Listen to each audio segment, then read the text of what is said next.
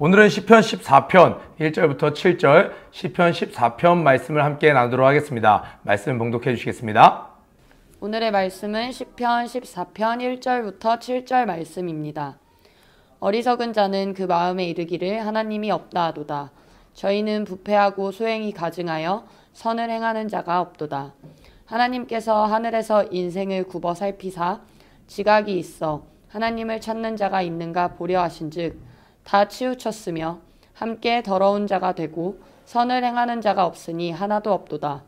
죄악을 행하는 자는 다 무지하뇨. 저희가 떡 먹듯이 내 백성을 먹으면서 여호와를 부르지 아니하는도다.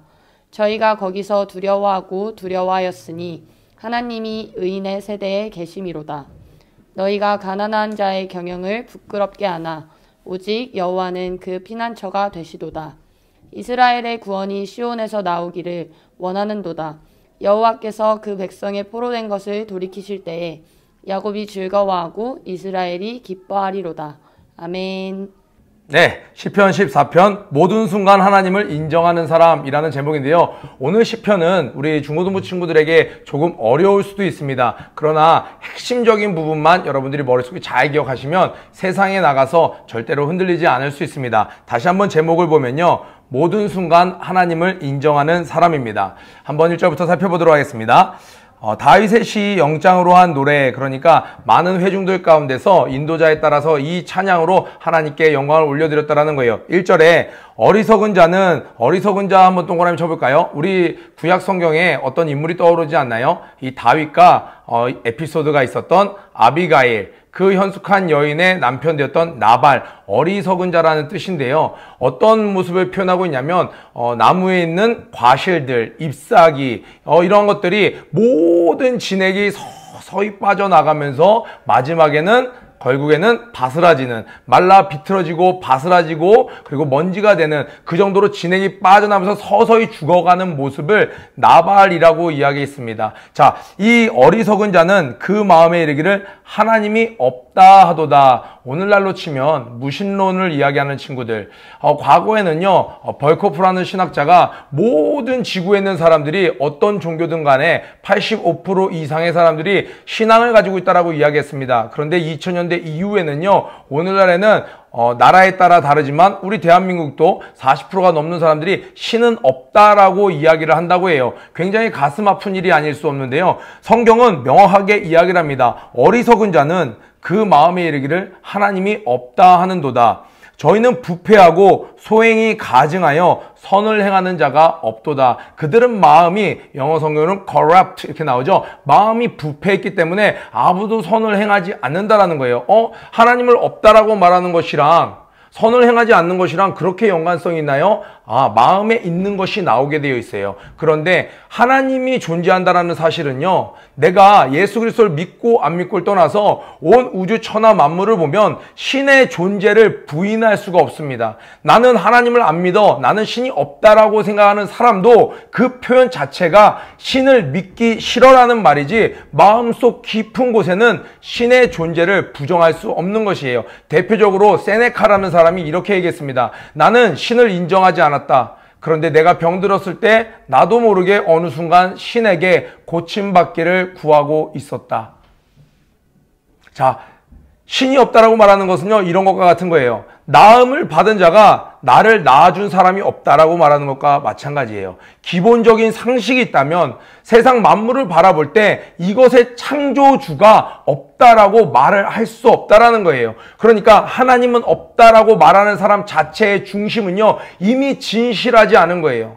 실상을 정확하게 하면 하나님은 계신데 제가 아직 하나님을 따르고 싶지 않습니다. 제 마음은 하나님을 반항하고자 하는 마음이 있습니다가 진실된 표현인데, 사람들은 뭐라고 얘기해요? 그것을 자신의 양심의 가책을 받지 않기 위해서 하나님은 애초에 없어 라고 스스로를 속이며 거짓말을 한다는 거예요. 그런 사람의 인생에서 나오는 모든 것은 이미 부패하고 거짓된 것들을 이야기한다는 겁니다. 여호와께서 하늘에서 인생을 굽어 살피사. 자, 그러니까 하나님께서 인생을 굽어 살피사 이 표현은요, 하나님께서 그냥 감정 따라 하나님께서 바쁜 어떤 행정 업무를 처리하듯이 아시아 사람들, 이 사람들은 그냥 벌해. 야, 쟤 겉모습 딱 보니까 쟨 진실한 것 같네. 상 줘. 저 사람은 거짓하는 것 같네. 이렇게 하는 것이 아니라 바쁘신 하나님이지만 한 명 한 명을 세세하게 그 어떤 것도 억울함이 없이 다 살펴보신다라는 거예요. 무엇을 위해서요? 선한 자가 있는지 주님은 찾아보신다는 거예요. 자, 지각이 있어. to understand. 뭔가를 좀 그냥 사리분별을 해서 상식적으로 생각해도 이 온 천하 우주 만물 자연 경관을 보면은 이 하나님을 부인할 수 없거든요. 이 사고를 가지고 지각이 있어서 하나님을 찾는 자가 있는가 보려 하신즉 하나님께서 이렇게 살펴보셨다라는 거예요. 하나님을 도대체 하나님은 어디 계실까? 분명히 이거 창조주가 계실 텐데 하면서 하나님을 두렵고 떨리는 마음으로 찾는 자가 있는가 보려 하신즉 다 치우쳤음에 함께 더러운 자가 되고, 그러니까 함께 더러운 자가 되고, 처음에는요 아담은요 하나님을 알았죠. 그의 자녀들도 하나님을 알았죠. 그러나 하나님을 배역하고 떠나갔죠. 그런데 점점 하나님을 아는 사람들이 점점 줄어갔죠. 하나님을 떠나고 그의 자손들에게 전해지지 않으면서 함께 어떻게 됐다고요? 함께 더러운 자가 되고, 마치 우리 이틀 전에 큐티할 때 경건한 자가 끊어지고 충실한 자가 인생 중에 없어지도소이다 라고 이야기했던 그 시편 12편 1절의 고백처럼 점점 그곳에 나왔던 말씀은요, 충실한 자들이, 신실한 자들이 점점 줄어가는 세대를 한탄했던 것이에요. 그래서 사람들이 다 함께 치우쳤다라는 겁니다. 그래서 선을 행하는 자가 없으니 동그라미 쳐보세요. 하나도 없다라는 거예요. 자, 이 시편 말씀은요 53편에도 한두 구절을 빼고 동일하게 시편 53편도 오늘 시편 14편과 동일하게 반복됩니다. 이 말씀을 인용해서 사도 바울은 로마서 3장에 모든 사람이 범죄하였음에 하나님의 영광에 이르지 못하였더니 모든 사람이 죄인이라고 로마서에 담대히 이야기합니다. 그 근원이 됐던, 그 근본 메시지가 됐던 것이 바로 오늘 시편 말씀이에요. 하나님께서는 성경을 통해서 다윗의 입술을 통해서 또 다른 시편 기자를 통해서 또 바울을 통해서 3번이나 분명히 말씀하십니다. 인생 가운데는 선한 자가 없다. 하나님을 떠난 인생 중에는 선한 자가 단 한 명도 없다라고 이야기합니다.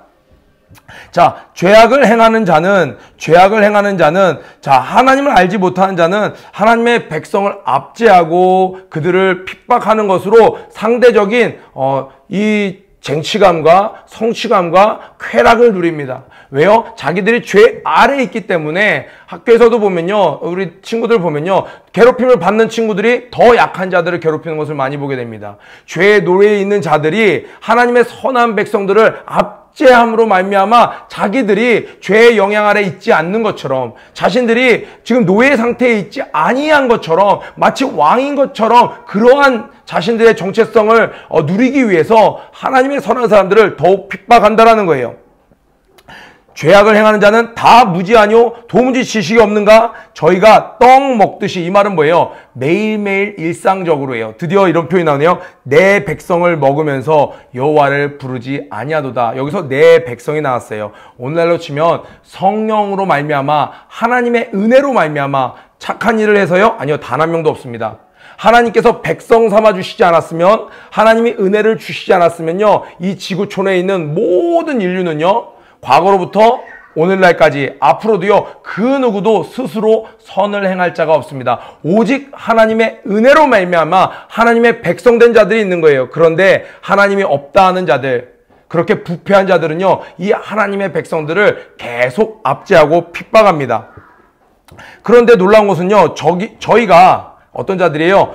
우리 1절에 나온 어리석은 자, 이 같은 어리석은 자죠. 그들이 거기서 하나님의 백성들을 핍박하는 그곳에서 뭐를 느꼈어요? 두려워하였으니.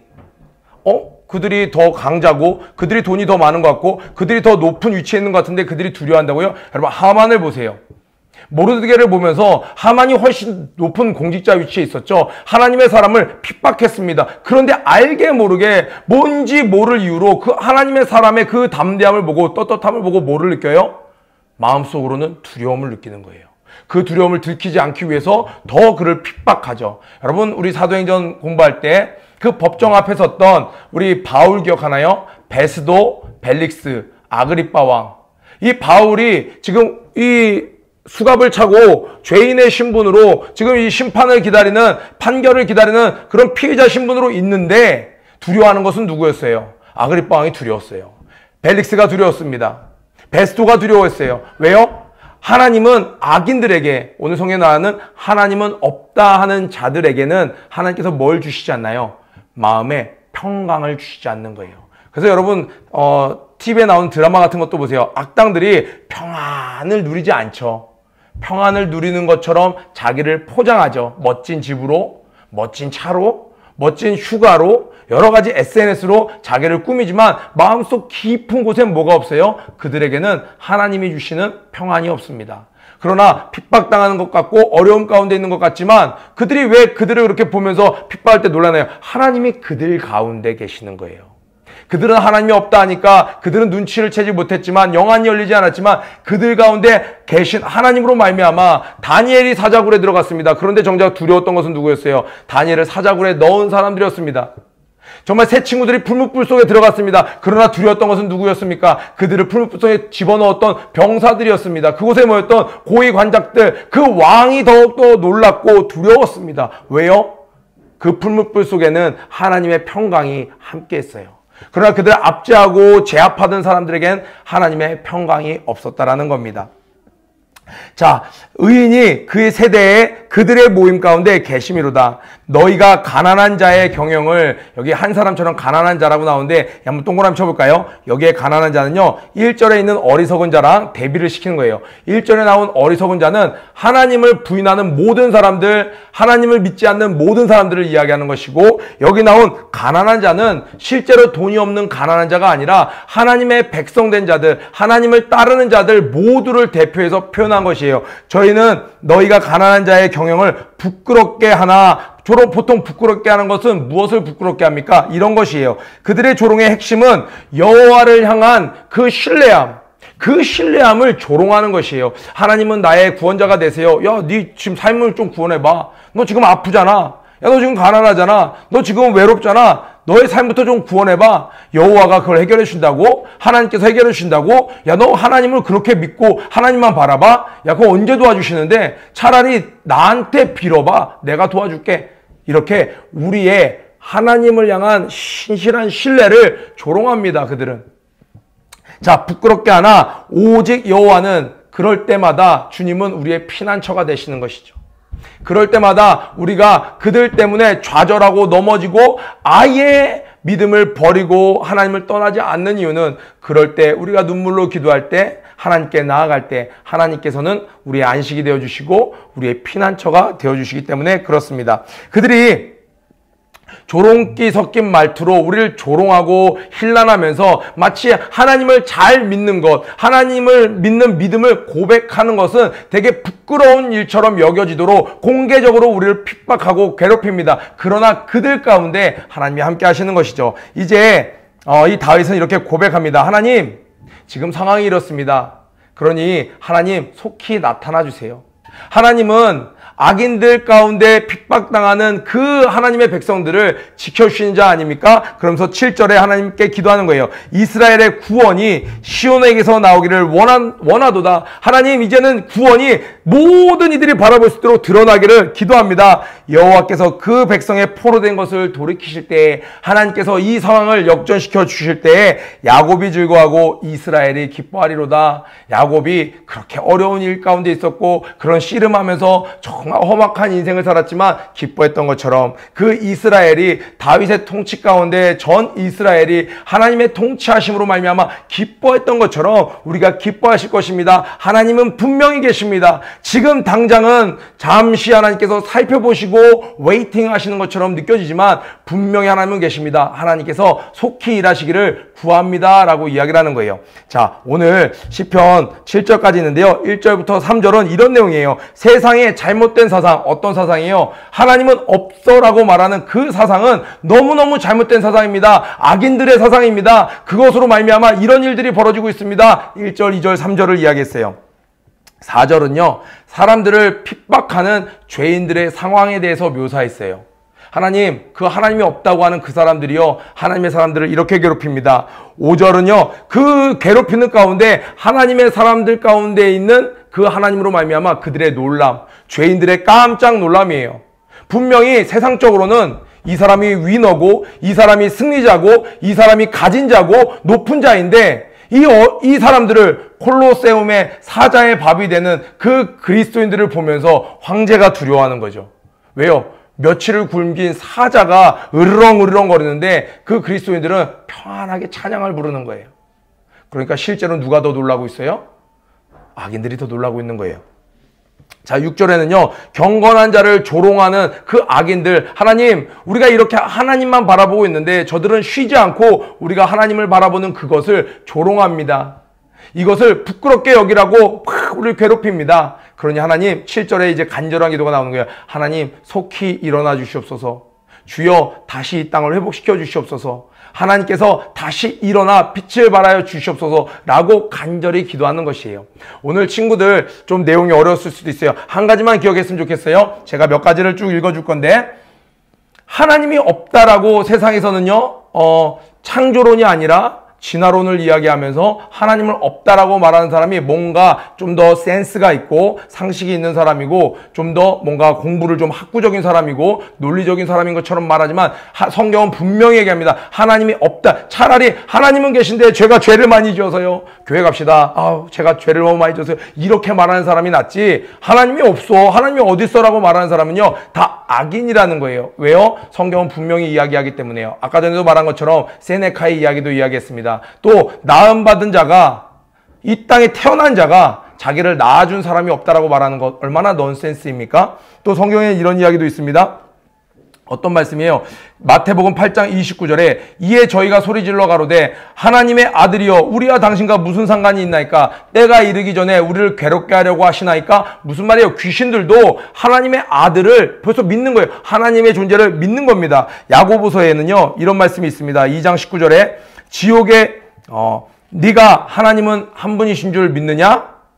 잘하는도다. 귀신들도 믿고 떠느니라. 이렇게 얘기하고 있습니다. 또 많은 신학자들이 이런 이야기를 합니다. 땅에서는 무신론자들이 많으나